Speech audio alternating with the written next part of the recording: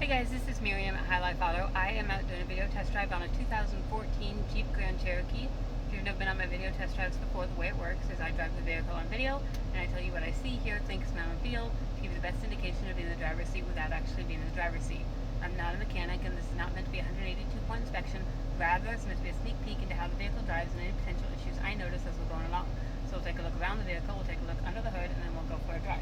And so far, the only thing I know about this is it has cold air, and the option said it has some exhaust noise. That's literally all they said. So, put it in park, and we're gonna hold down my windows, because I always hold down my window when I get out, and we'll see what we've got. Alright, so this is the newer body style Jeep, well, not newer, but, you know, newer than the old one, of course. 2014 Jeep Grand Cherokee, pretty decent. I mean, it's got a couple little character flaws right here. It's got like a little ding, and then where the paint came off, and so it's kind of rusted. Other than that, this side looks like pretty okay. Looks like it needs a good bath.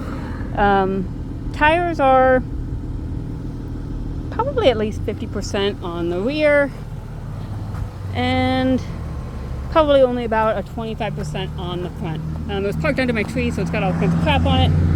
When I pull up, I'll power wash it off, and hopefully we'll get that taken care of. But black leather, looks like it's in pretty good condition. I can see over there the passenger side mirror is broken. We'll take a look at it when we get over there. But the interior looks pretty decent. You've got a little dent right there. Looks like you've got a power hatch that works. And then on the side, looks pretty good. So here, take a look at that. So I just need some new glass. Actually, that looks like, that might, no, that's the original. So I just need some new glass on there, or sometimes you can get this whole assembly for fairly cheap from like a salvage yard. Excuse me. But okay, now that I'm done with that, I don't know if I popped the hood or not. No, I did not. Okay, so let's pop the hood.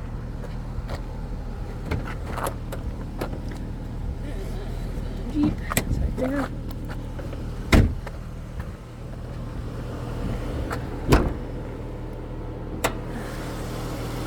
Alright, under here is your Jeep motor. Sounds pretty decent.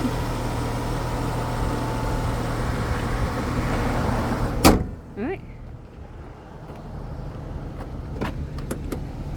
Then we'll get back into the blessed air conditioning. And this has got that whole thing you see on the commercials where you can switch it to all the different modes for, you know, if you want to go on sand dunes and all of that stuff.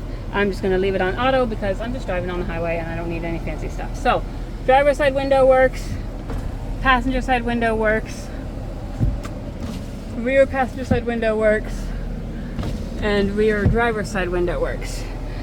We've got radio works. We've also got all your controls on here. You've got your heated and cooled seats. I'm going to turn my cooled seat on right now. Your heated steering wheel, which is super nice in the wintertime. Your heated seat, all of that fancy stuff that comes with the higher packages on Chryslers.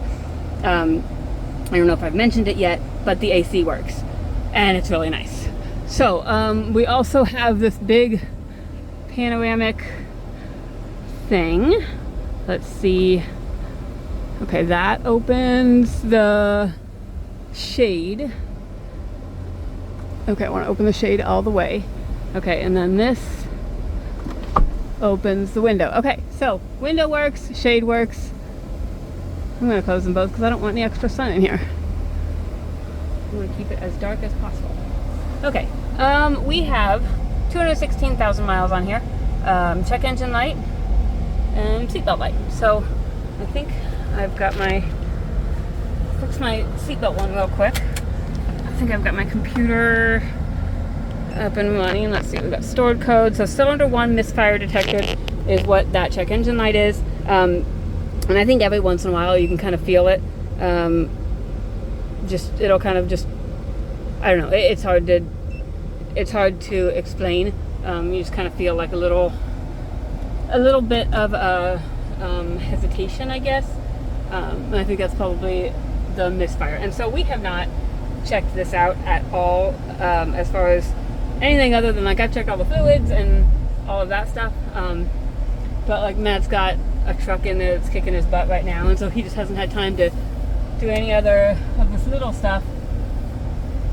So we haven't done this one yet. But so you can always look up and see what the potential causes are of that, and if it's something that you could do. YouTube is super helpful for these kind of things. And I don't know if that's, I don't think it's quite a cylinder one misfire, but I just feel sometimes just like a front end vibration.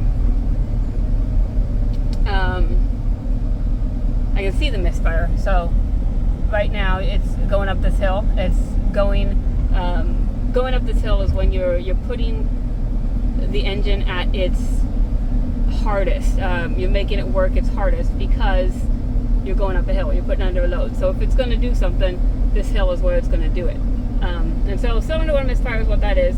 And then every once in a while it just feels like a little bit of suspension something.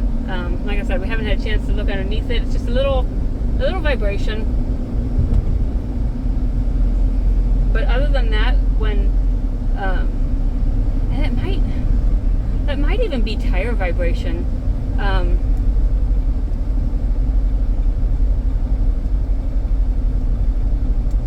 might have Bill come take a look at it. It feels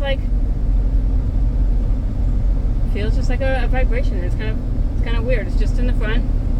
But anyways, other than that, it's driving well. Like, it's got good acceleration. It's driving smooth, and I don't hear any suspension noise.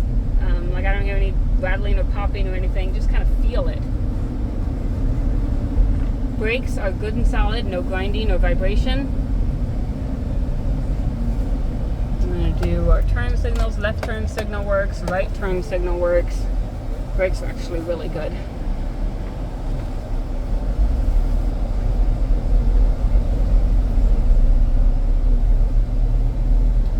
Let's try our wipers. That was the rumble strips. That was not the suspension thing that I was feeling. Alright, which one? Alright, that's turn signals. I'm going to do wipers. There we go. There's wipers. Okay, and there's fluid. So wipers and fluid work. Got the turn signals at work. We're going to set our cruise.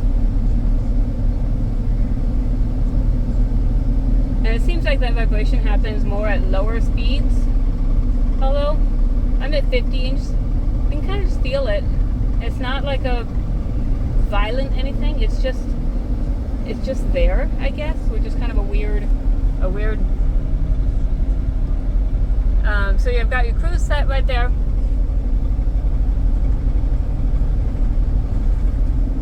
So I'll have Bill come take a look and see what he thinks about these tires, but and see if that might be related.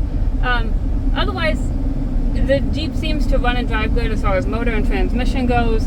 AC works, radio works, windows work. Everything else seems to work. Cylinder one misfire. So take a look at that. See if that's something you can handle. I don't know. It's got a lot going for it, and it's got a couple things that it's going to need. So if you have any questions, give me a call, send me a text, and I can see if I can answer them for you.